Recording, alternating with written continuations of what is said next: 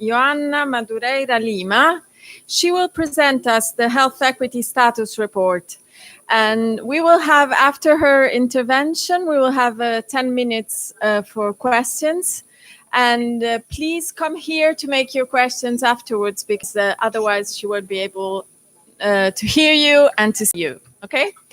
Please, Joanna, when you want. Thank you very much. Good morning from Venice. Thank you very much for having us. As my colleague pointed out, for the next 20 minutes or so, I will be introducing you the WHO European Health Equity Status Report initiative. And hopefully we'll be able to give you an overview of the state of inequities in the European region, but hopefully also to tell you a bit more about the tools that we can deploy to reduce these inequities. I would like to start by contextualizing the work and pointing out some of the traditional barriers that are stopping or that are delaying and sometimes hampering progress in reducing inequities.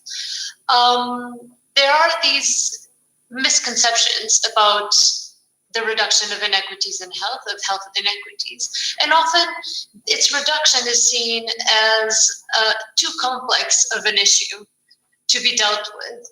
There's this notion that some level of inequity is acceptable in society, and therefore there's really no need to act upon it. Or when there is a need to act upon it, it's too complex, it requires too much political commitment, and the tools that we need to address them, sometimes there's uncertainty about what policies and investments to prioritize.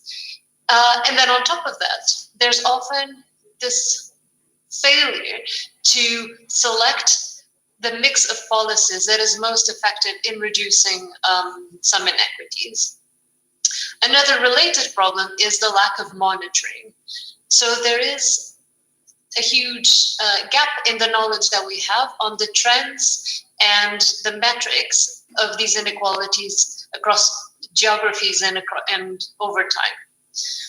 And then, of course, a huge problem is that those who are left behind, those at the bottom of that gradient, are often not involved in these processes. So there's a lack of voice, and therefore there's a lack of political representation of those that keep being left behind. Hopefully, this Health Equity Status Initiative will be a stepping stone to accelerate the progress across all of these challenges that I've just outlined. So having set the scene for this, I would like to point out that despite the fact that all of these challenges that we just described are there, the lack of political will, the lack of metrics, this notion that this is a wicked problem that it can't be tackled. Despite all of this, our work, so one part of this initiative, the strategic mapping of public perceptions on health equity, actually shows that people value having good health. The majority of people does think that having good health is the most important to getting ahead in life. And the public, when you ask them across Europe, are definitely very concerned about growing inequities. So there is this disconnect between what people are concerned about, the value that they put into their health and inequities in that health, and the policy and commitment from governments and policymakers. So on to the Health Equity Status Report initiative and itself. The aims of this initiative are to set an agenda to mobilize and scaling up action to reduce health inequalities within countries and across the communities, policymakers, advocates, academics that focus on health and inequity. Second is to address this big challenge that we outlined at the beginning, which is a baseline for monitoring the evolution of health status across populations, and within populations, the inequities in it. And then hopefully to stimulate debate and create or shape a new narrative around what is possible and what it is impossible to do. So hopefully by the end of this session, you will be energized by this notion that indeed this can be tackled, and there are very practical things that governments, academics, and these communities around policy can do to move this agenda forward. The Health Equity Status Report Initiative has a variety of projects. I will just tell you about a few of them, and then we'll point you in the direction of the other ones that you can find online. So one of the innovations of this initiative is an online health equity data set. So again, it tries to address the lack of monitoring in health equities, and it's basically a platform online where you can trace a number of indicators, and I will get back to that in a minute, a number of indicators disaggregated by gender, by socioeconomic status, that allows you to monitor either the polarization or the convergence in these trends.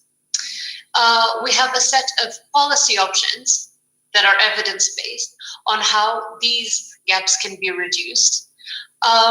We also have a policy platform, a policy tool that allows you to track the evolution of these policies over time. And finally, we have the actual, and I'm not sure if you can see it from here, the actual Health Equity Status Report that came out very recently, a couple weeks ago, and hopefully will be taken in the future, will be reproduced in the future every 4 years. Now, the Health Equity Dataset compiles 109 indicators that, as I was saying, are disaggregated by sex, age, and socioeconomic status across these 3 indicators of well-being, things like self-reported health, morbidity, things like self-limiting illness, and mortality.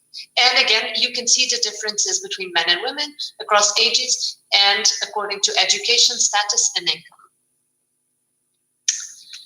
All of these are in turn grouped around 5 conditions that this initiative has identified, and that we call the 5 conditions essential to be able to live an equitably healthy life.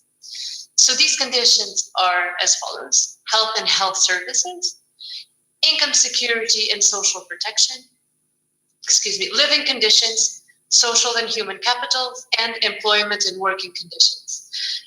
Again, it's built around this notion that these 5 conditions, when met, are drivers of equity, of enabling people to live equitably healthy lives. Oh, sorry. Having laid the groundwork, I would like to now take you through some findings of this report that are based on the data collected in that data set I was just telling you about, framed around these 5 conditions. And after that, I would like to move on the discussion to what can be done, what practical policy tools can be deployed to reduce these things, to reduce these inequities. So the first striking one, and I think for this audience that we have here today, this is hardly news. Gaps in life expectancy. So gaps in life expectancy between the bottom 20% of educational status, those in lower educational status, and those in the top 20%, so with a higher educational status, within the European region, range between 2.3 years of difference to 7.5 years of difference for women. For men, this is a bit more striking. So again, according to education, the difference between those in the 20% in the bottom and the 20% in the top educational outcome, years in education, for men varies between 3.4 and 15.5 years, which is a lot. You know, ask yourself, what would you do with an additional 15 years of life? So, I mean, there's no need to advocate for the recognition of a health gap. It is there. And it's not the gap. Is not just in terms of the actual life expectancy, but also the quality of those years that you may gain or you may lose, depending on whether you're in the top or in the bottom. Every country. I will go into these graphs in a bit, but at a first glance, what you can see is that every country has an inequity problem. Like, no country has actually gotten health inequity right. It is also true that in every country, inequities in health follow a social gradient. And so it's not just a case of those in the very bottom being worse off than those at the top. There's also a matter of escalation with the more resources you have. And the other interesting message to take home from this analysis is that things are not necessarily getting better. So these gaps are not necessarily reducing. In fact, what we see is either a stagnation or an increase in many countries. So if we look at the graph on the left, we are looking at limiting illness by income quintile. So we move from education to income. And then again, we can see that even when we disaggregate by gender, so by sex, males and females, there is, and I'm not sure if you can appreciate the quality of the image, but what we see is that the purple circle corresponds to the top quintile of the richest. And the poorest is a salmon, a lightish pink. And what we can see is that invariably, even in wealthy countries, there is a social gradient, with those at the top having fewer instances of limiting illness than those at the bottom. When we move to the next one, the graph on the right, we see the difference in the blue bars. We see the difference in adults, number of adults reporting poor or fair health per 100 adults. So we can see that, again, the differences between the top and the bottom can be as large as 40 adults at the bottom reporting more instances of poor health. We can also see, if you look at the right column on each male and female, we can see in red the countries where the trends over the last 12 years have gotten worse. And in green, you can see countries where there were improvements. The amber dots represent countries where there has been no change in the status quo. So you can see a predominance, at least it's most visible on the female side, you can see a predominance of either red or amber. So, for example, for females, you can see that only 3 countries have actually decreased the gaps in poor health. For males, it's slightly better, but there is still a predominance of either increasing or remaining the same. Having said that, the ESRI does other types of analysis beyond this description of trends that I just showed you. And again, it's clustered around these 5 conditions. So what you see here is a decomposition analysis. And it means that across these indicators of self-reported health, mental health, and life satisfaction, we can see which percentage of the difference in the bottom and the top 20% of income is attributable to differences in health services and income security and social protection, in living conditions, in social and human capital, and employment and working conditions. So to give you an example, if we look at health services and which percentage of this difference can be attributable to health services, we see that is between 10 and 11%. The interesting finding here is that if you look at the proportion of this difference between the top and the bottom in self-reported health, mental health, and life satisfaction, we see that between 35% and 46% can be explained by differences in income security and social protection. So it is a quite large, it's quite a large proportion of that difference that is explained by this, followed by living conditions. So in the case of life satisfaction, the difference between the top and the bottom in life satisfaction, 21% of that difference can be explained by the conditions in which people live. And in terms of mental health, perhaps not surprisingly, this goes up to 30%. Once we delve even a bit further into these differences, we see that of that 10% that we attribute to health services, within those 10%, the largest portion is the poor quality of services. So the message here being that people at the bottom perceive their quality of care as much poorer than those at the top. This is then followed by unaffordable services, and here we're talking about out-of-pocket expenditures, how much people are paying out of their own pocket. How can we explain this? What are we doing, or what aren't we doing in terms of policy to address these conditions? Well, if you take a look at this graph on the left, you can see in a nutshell, the blue bars represent the percentage of healthcare expenditure, the total of health expenditure that people are paying out of pocket. And we see that in the years between 2000 and 2016, so like more than a decade, 62% in 62% of countries, the portion of healthcare expenditure in the country that people are paying out of their pocket has increased or remained similar in 62% of the countries. Which, you know, we're starting to build a picture here of the lagging behind in terms of policy in addressing the drivers of these inequities.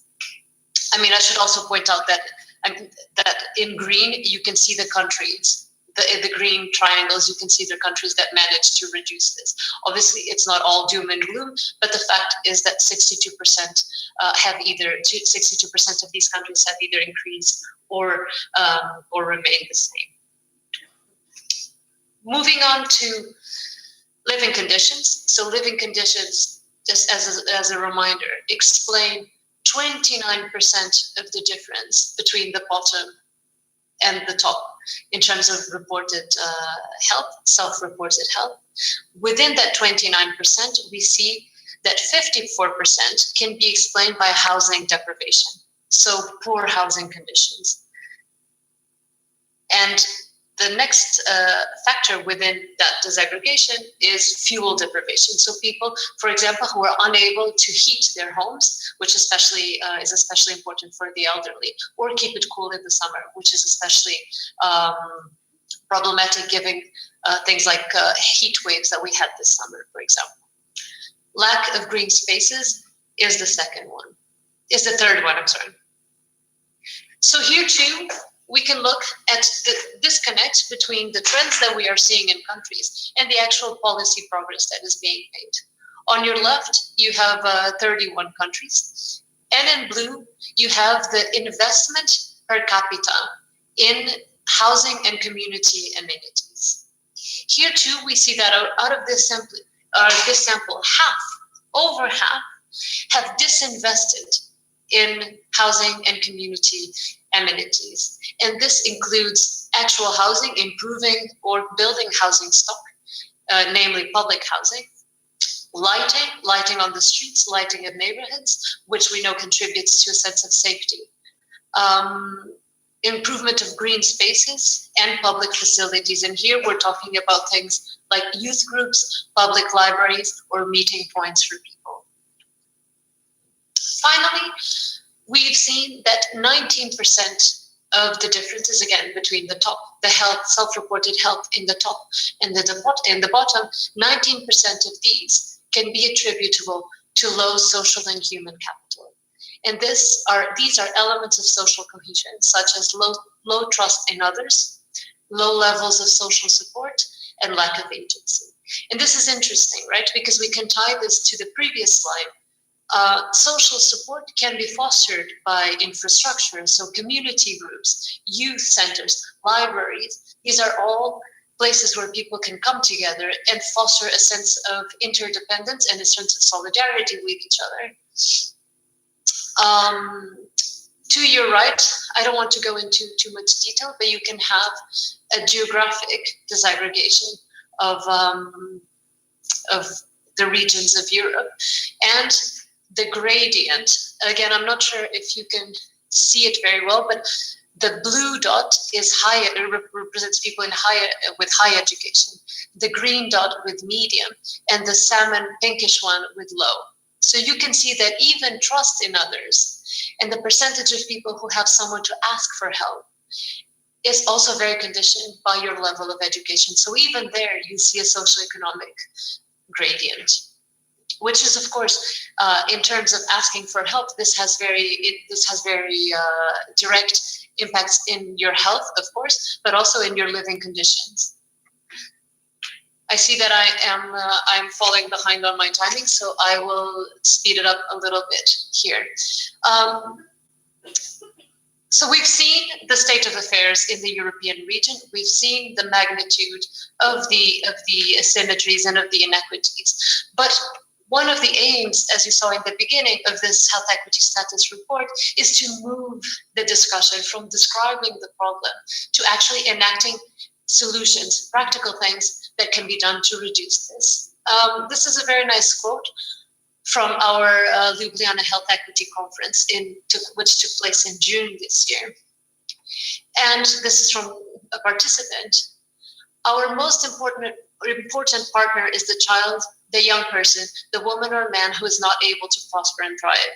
It is their voice, their lived experience, their passion, drive, and resilience that we must nurture to make equitable progress in health and for sustainable development. And it's this part of equitable progress and how to enact it, how to accelerate it, that I want to talk to you about in the next few minutes. The report analyzed the potential of 8 macroeconomic policies to reduce health inequities. And if you take a look at this graph, you'll soon realize that out of these 8 macroeconomic policies, the only one that does not have an effect on reducing inequities and limiting illness is to increase GDP. Everything else, reduction of income inequality, reduction of unemployment, reduction of out-of-pocket payments, increases in social protection, increases in health expenditure, increases in public expenditure in labor market active labor market programs, and increase in expenditure in housing and public amenities. All of these macroeconomic policies have an effect in the reduction of health inequities. And as interestingly is that all of these policies have that effect in a period of 2 to 4 years. So this is well within a political cycle. This is well within the mandate of one parliament. So if we go back to the challenges we outlined in the beginning, this notion that is politically unfeasible to tackle inequalities is a myth.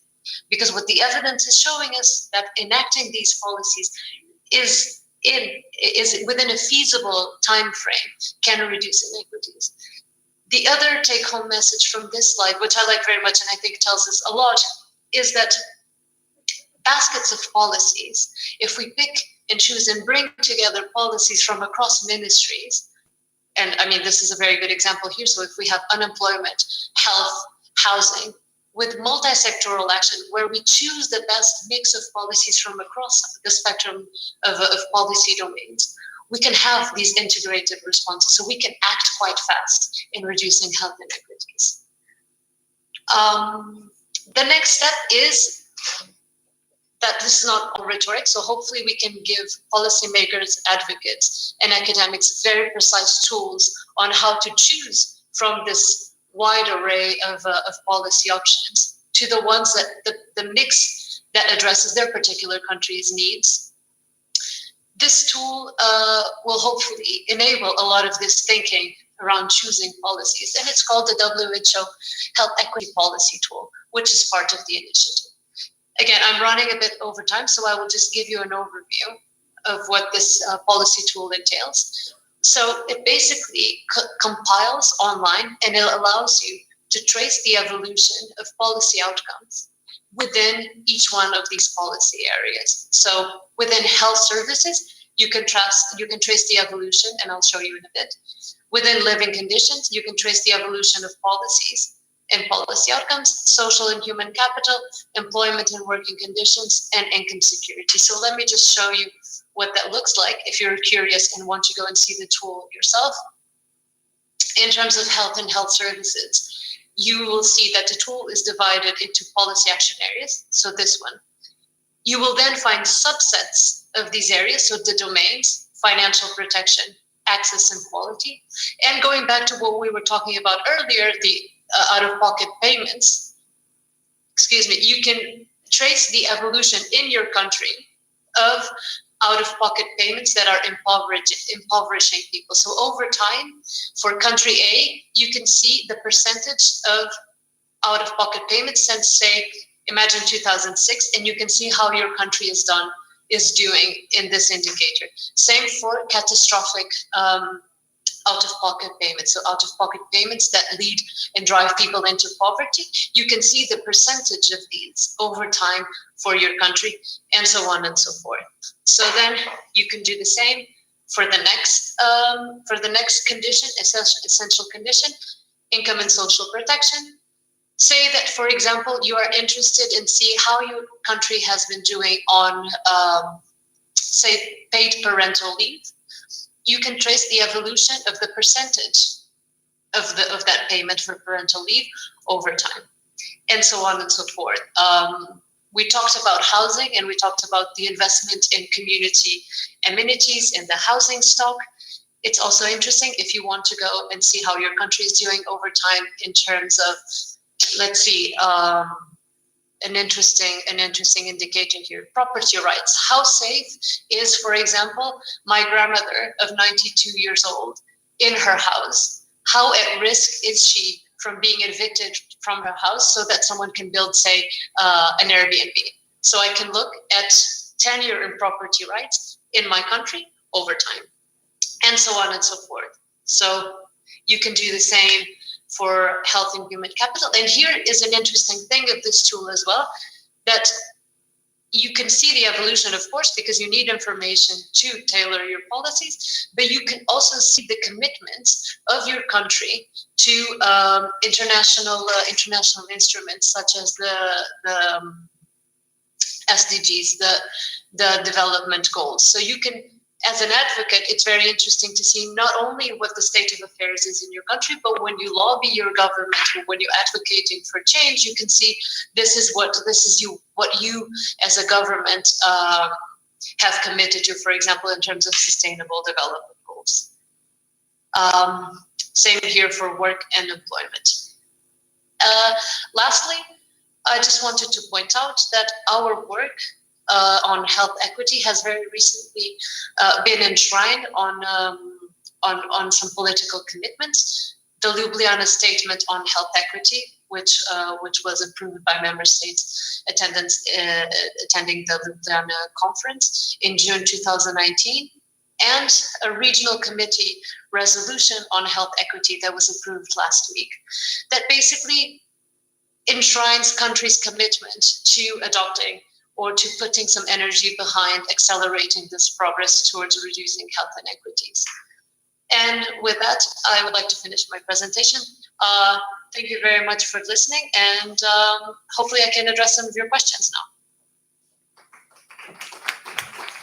Yeah, thank you very much, Anna. Thank you for the nice presentation.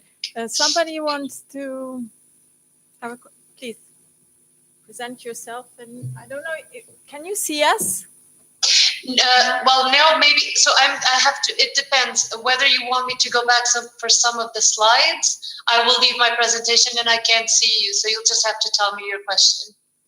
Yeah, thank you, Joanna. The two questions. One is about the fact that at least in our community of the JAI initiative, we are working with the fact that many countries have devoluted the responsibility of policies that can affect health inequalities to state of regions. So the first question is this initiative that is mostly focused on the national level having any perspective of investing on transferring the same experience and the same set of tools at the subnational level? Sorry. The second question is just to be quick. Is you showed us that the attributable risk to different pathways, and so the expected benefit of different policies acting on different pathways is changing very strongly depending on the health outcomes you are considering, limiting diseases or mental health or mortality or things like this. So how can we deal with this different set of priorities that comes out from different outcomes? Should we use a specific outcome or a composite outcome, or we stay in this confusion? So let's take the first question. And then we'll address the second one. So I think the question that you raised is a very interesting one, because obviously there is a level of devolution. In terms of portraying the data in different regions and acknowledging that different regions, albeit sometimes within the same country, have very specific needs, and a lot of regions within countries are very deprived, and there's a huge polarization amongst regions within the same country. There are efforts to now improve the level of disaggregation of the data to show you levels of geographic deprivation. But data, as you know, is a problem, and sometimes data that is comparable across the 53 countries, that has a level of disaggregation that allows you to map regions within countries. That is a challenge, but it's a challenge that my colleagues are definitely working on. In terms of what people at the regional level, at the regional government level can do, I would just encourage you to come and work with us, and have regional governments come and work with us in terms of improving these methodologies and improving this type of work to tailor it to the regional level. For example, we are currently working with Wales on a health equity status report for Wales. So that is an example of what smaller geographic administrative units can do in terms of reducing inequities and kind of reproducing this type of work at a smaller scale. Regarding your second question on the disaggregation analysis, I think that I'm not sure, do you have, I hope that right now you have the slide of self-reported mental health and life satisfaction in front of you. I'm sharing the screen, right? Still? No?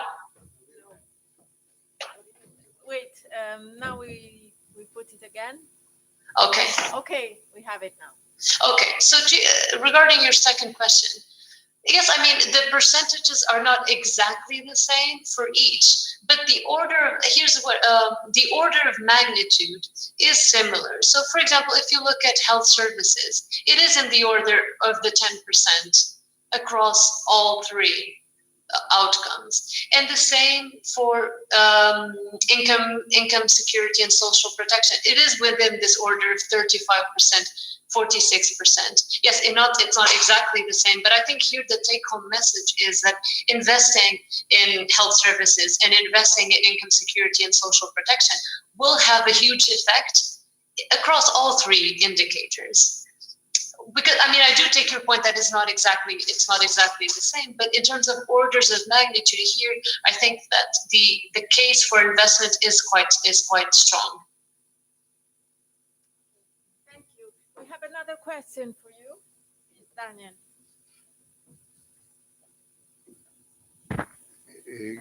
Hi, Joanna. This is Daniel Lopez Acuña from the Andalusian School of Public Health. The question Hi, how are you? The question I wanted to ask you is the following. You have included the component of health services and systems in terms of a domain that can, to which it can be attributed part of the health outcome inequities. But I have not seen in the framework indicators that will permit monitoring of the inequities in access to health services as such. Are you planning to do more of this? Are you working with colleagues from the area of health systems in WHO to mainstream an equity lens into this monitoring? Or could you explain why is it that it's not being one of the areas that it's being covered in your report? Over to you. Thank you. So I haven't been involved in the collection and the development of the indicators. Actually, I should have said that in the beginning, that the colleagues undertaking the analysis are at the University of Bristol. Ben Barr's team, they have the collaborating center. So they have been carrying out the technical aspects of the work. And I will relay your questions to them and then connect you with them. But I'm going to try to answer as much as I can. So right now, what we have in the screen, hopefully I'm able to share this, is the decomposition of that 10%, right? So within that 10% of attribution for responsibility, say, in the differences, we can break this down into the poor quality of services, and then an affordability. So this would be out-of-pocket payments, and unmet need. Now, your question is that they are not covering indicators of access, right? Yes, correct. Of access. So, but does this mean, so unmet need due to waiting time would be an indicator of access, no? Yes, but I don't think you have a comprehensive set of indicators of access that you are monitoring, not as an element of attribution, but as an element of expression of the inequities. I see what you mean. Hang on 1 second. Let me just go, give me 1 second. I'm just going to go to the next one. Okay, here. These are, so under access, the policy indicators that we have, and mind you that these are not the ones that we would desire to have. These are the ones that we have.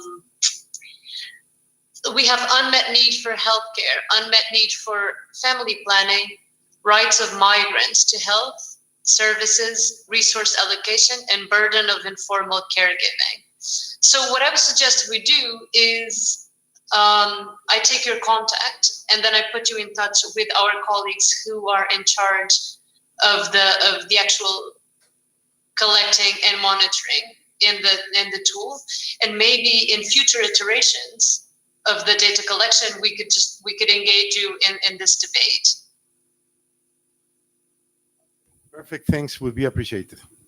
Yes, I think this is always a good way to move forward.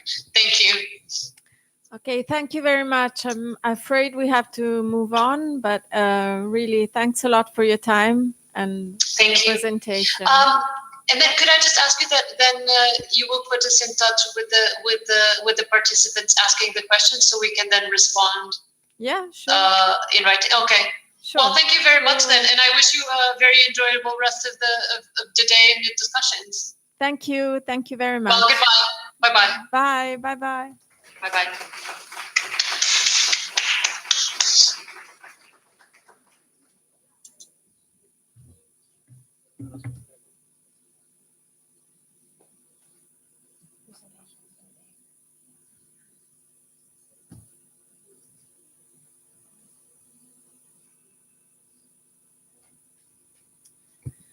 How are you feeling? Yeah? So you've been given a lot of information today. I'm still not Bernadette. In the program, it says Bernadette is leading this, but I'm still Charlotte, and I'll be leading this in her place.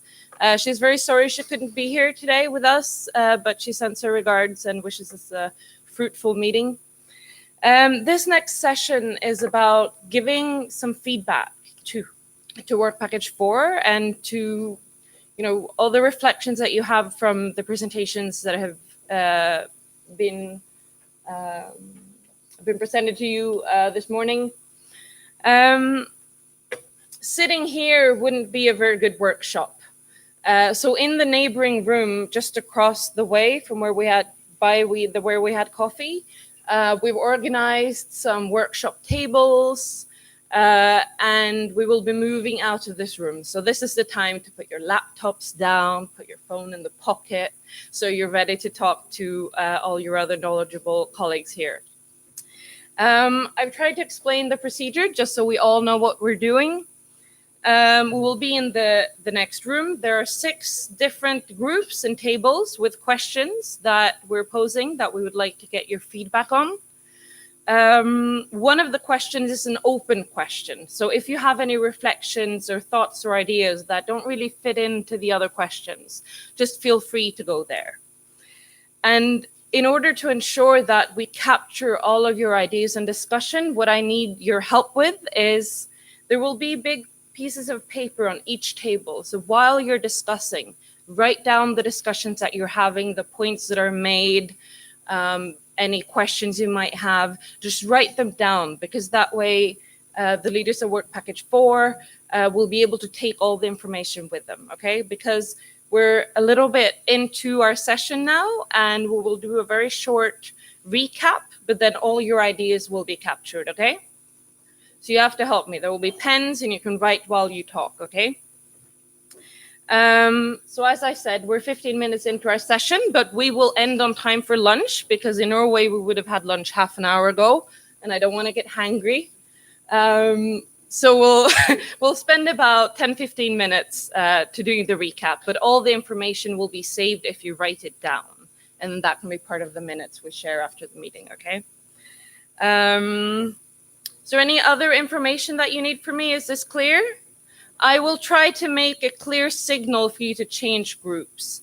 I'm a big fan of you being rebels and voting with your feet. That means if the discussion you're having is not fruitful for you, move on to a different table. Try to discuss a different question. And I will make a sign for you to move to a different table so that you at least contribute to 2 discussions. But feel free to move about during our next 45 minutes, okay? Because this is supposed to be fruitful for you and for us. And also, if you have other things, just write everything you want to contribute down.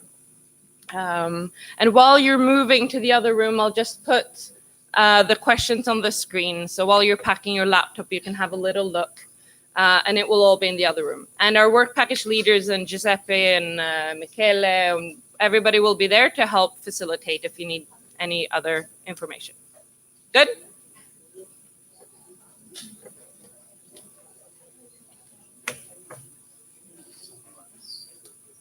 So what will, none of you. So what I think will be, because I'm trying, is that while we're in the editor, there are microphones. And what I'll do is I'll ask if anybody would like to share some of the most important points from their discussion. So it won't be, well, it will have time, but with 15 minutes, we might not. And if they write it down, and if they write an email, then you guys will have